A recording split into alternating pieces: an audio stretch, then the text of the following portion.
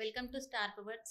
మనం ఈరోజు credit card తెలుసుకోవడానికి సార్ ఉందన్నారు. విక్రాంత్ సార్ మన క్రెడిట్ కార్డ్ గురించి చెప్తారు. Hello sir. హలో అండి. Sir, what is credit card? Credit card is nothing but actually ఇప్పుడు క్రెడిట్ కార్డ్ అంటే ఒక టైప్ ఆఫ్ లోన్. అంటే జనరల్గా మనకు క్రెడిట్ కార్డ్ అనేది మామూలుగా మనం లోన్ అనేది తీసుకున్నప్పుడు మనకు మంత్లీ ఇప్పుడు పర్సనల్ లోను, బిజినెస్ లోను, హోమ్ లోను, మార్టిగేజ్ లోను, ఈ గోల్డ్ లోను ఇవన్నీ తీసేసుకున్నప్పుడు ఏమవుతుంది అని అంటే మనకు పర్టికులర్ లోన్ అమౌంట్ అనేది మన పేరు పైన మన అకౌంట్లో డిస్బర్స్ చేయడం జరుగుతుంది. డిస్బర్స్మెంట్ అంటే మన అకౌంట్లో క్రెడిట్ అవుతుంది. సో ఇదే క్రెడిట్ అయ్యేటప్పుడు ఈ క్రెడిట్ ఏదైతే ఉంటుందో మనం ఆ లోన్కి ప్రతి నెల ఈఎంఐ అనేది కట్టడం జరుగుతుంది. బట్ క్రెడిట్ కార్డ్ అంటే ఏంటంటే మన పేరు పైన డిజిటల్ మనీ, ఒక డిజిటల్ మనీని ఇంత లంసమ్ అమౌంట్ను మనం పేరు పైన బ్యాంకు మనకు ఒక కార్డు రూపకంగా మన చేతిలో పెడుతుంది. సో ఆ కార్డు రూపకంగా మన చేతిలో పెట్టే డిజిటల్ మనీని క్రెడిట్ కార్డ్ అంటారు. ఓకే, మళ్ళీ ఎలా యూజెస్ ఉంటాయి క్రెడిట్? క్రెడిట్ కార్డు యూజర్స్ వచ్చేసేసి చాలా ఉన్నాయండి. మనము ఆన్లైన్ ట్రాన్సాక్షన్స్ చేసుకోవచ్చు. ఇన్ స్టోర్లో పర్చేసెస్ అని, ఇన్ స్టోర్ పర్చేసెస్ అంటే ఇప్పుడు మనము ఎక్కడైనా షాపింగ్ మాల్స్లో కానీ ఇంకో దగ్గర కానీ ఇంకా పర్చేసెస్ చేసుకోవచ్చు. తర్వాత మనకు ఏదైనా మనం ట్రావెల్కి వెళ్తున్నాము, ట్రావెల్కి కూడా మనం క్రెడిట్ కార్డ్ వాడుకోవచ్చు. లేదా మనకు ఇప్పుడు క్యాష్ అడ్వాన్సెస్ అవసరం ఉన్నాయి, సో దాని ప్రకారంగా కూడా వాడుకోవచ్చు. సో మనకి ఏంటనంటే ఇప్పుడు ఇన్ స్టోర్ పర్చేజ్ అంటే ఇన్ స్టోర్ పర్చేజ్ ఎట్లుంటుంది, ఇన్ స్టోర్ వచ్చేసరికి ఇప్పుడు మనం ఒక మొబైల్ కొనాలనుకుంటున్నాం, బట్ మన దగ్గర ఆ టైంకి డబ్బులు లేకపోవచ్చు. అట్లాంటి టైంలలో మనకు క్రెడిట్ కార్డ్ అనేది చాలా ప్రాపర్గా యూస్ అవుతుంది. ఏమవుతుంది అంటే క్రెడిట్ కార్డ్ని మనము స్వైప్ చేసి మనకు డిజైర్డ్ అమౌంట్ను మనము స్వైప్ చేసేసి ఆ షాపింగ్ మాల్లో మన పర్చేజ్ అనేది చేయడం జరుగుతుంది. పర్చేజ్ చేసిన తర్వాత ఆల్మోస్ట్ ఆల్ మనకు 45 days టైం ఇస్తుంది బ్యాంక్ మనకు రీపేమెంట్ చేసుకోవడానికి. ఈ లోపల మనం తీసుకున్న డబ్బులను మనం మళ్ళీ మనకు ఒక 1 monthలో, మన 1.5 monthలో మళ్ళీ మన దగ్గర కూడగట్టుకొని మనం బ్యాంకుకి రీపేమెంట్ చేస్తాం అన్నమాట. సో ఇట్లాంటి యూజెస్ చాలా ఉన్నాయి క్రెడిట్ కార్డ్స్తో. మనము ఎక్కడికైనా ట్రావెల్ అవుతున్నాము, ఎక్కడికైనా ట్రావెల్ వెళ్తున్నప్పుడు ట్రావెల్ చేయడానికి మనకు టికెట్స్ బుక్ చేసుకోవడానికి మనం క్రెడిట్ కార్డ్ని వాడుకోవచ్చు. టికెట్స్ బుక్ చేసుకున్నప్పుడు మనకి ఏమవుతుంది అంటే మనకు అక్కడ ఆఫర్స్ కనిపిస్తుంటాయి. సపోజ్ ఒక ఫ్లైట్ టికెట్ సపోజ్ ఒక 5,000 ఉందనుకోండి, 5,000 ఉన్న ఫ్లైట్ మనకు క్రెడిట్ కార్డ్ ద్వారా పేమెంట్ చేస్తే ఆల్మోస్ట్ ఆల్ మనకు ఒక 10%, 20% ఇట్లా ఆఫర్ అనేది రావడం జరుగుతుంది. సో ఈ క్రెడిట్ కార్డు వల్ల ఇదే కాదు, మనము ఇన్ స్టోర్ పర్చేజు, లేకపోతే ఆన్లైన్, లేకపోతే మన ఏమంటారు క్యాష్ ట్రాన్స్ఫర్స్ అనేది చేయడం జరుగుతుంది. అంటే ఇప్పుడు క్యాష్ మనకు కావాలి, అవసరం ఉంది, క్రెడిట్ కార్డు మనకు ఏటీఎంలో ఎట్లయితే విత్డ్రాల్ చేసుకోగలమో ఇంత పర్టికులర్ లిమిట్ అమౌంట్ అనేది మనకు క్రెడిట్ కార్డు ద్వారా కూడా మనము విత్డ్రా చేసుకోవడానికి మనకు అవకాశం ఉంటుంది.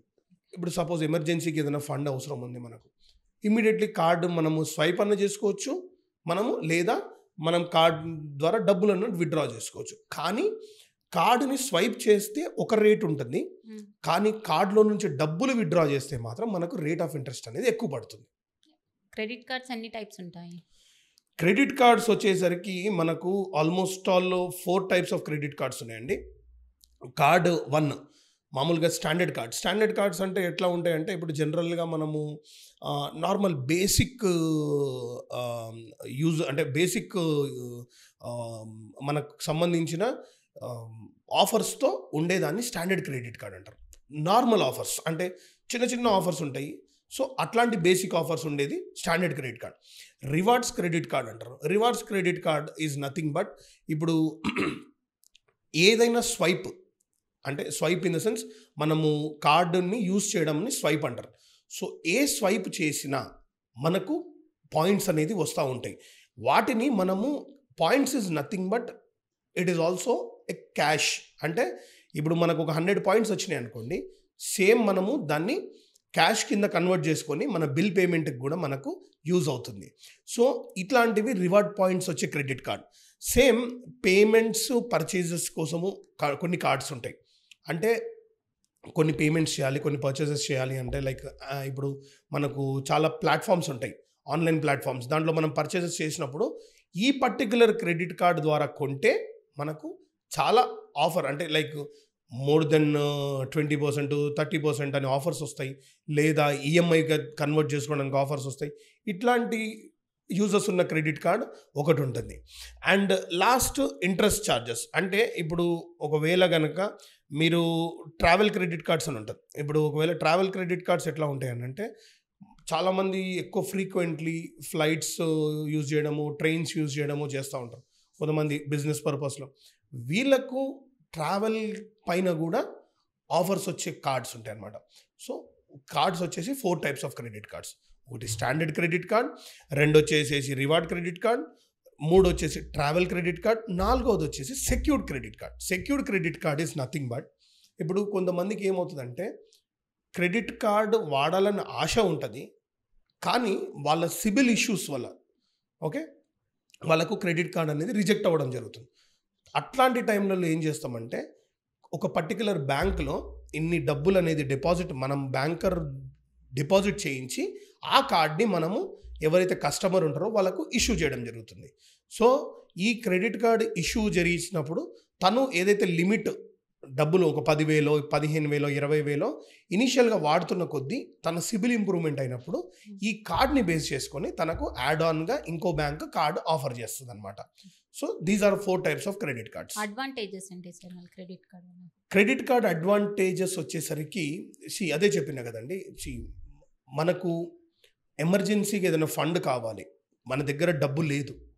ఇమ్మీడియేట్‌లీ కార్డ్ విత్‌డ్రాల్ చేసుకోవచ్చు. లేదా ఆన్‌లైన్ ద్వారా మనము కార్డ్‌ని స్వైప్ చేసుకొని మన యూజెస్ వాడుకోవచ్చు. ఇప్పుడు ఇవాళ రేపు మీరు చూస్తే మనకు స్వైప్ మెషిన్, పిఓఎస్ మెషిన్ ఉంటాయి కదా! అవి ప్రతి దగ్గర ఉన్నాయన్నమాట.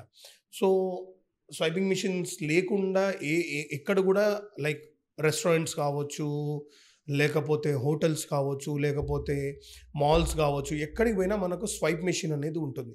సో, అక్కడ వాళ్ళ దగ్గర మనం స్వైప్ చేసుకుంటే మనకు ఎమర్జెన్సీ కోసం ఫండ్స్ లైక్ ఇప్పుడు ఇందాక నేను అన్నట్టు మొబైల్ కొన్నాము. మొబైల్ కొనడానికి నాకు మొబైల్‌కి ఈరోజు ఆఫర్ ఉంది. మొబైల్ ఒక ₹1,00,000 మొబైల్ ఒక 10,000, 20,000 ఆఫర్‌తో వస్తుందనుకోండి. నా దగ్గర ఇప్పుడు డబ్బులు లేవు. కానీ క్రెడిట్ కార్డ్ ఉందనంటే నేను దాన్ని కొనేసుకోవచ్చు. మళ్ళీ నాకు రీపేమెంట్‌కి 45 డేస్ టైం ఉంటది.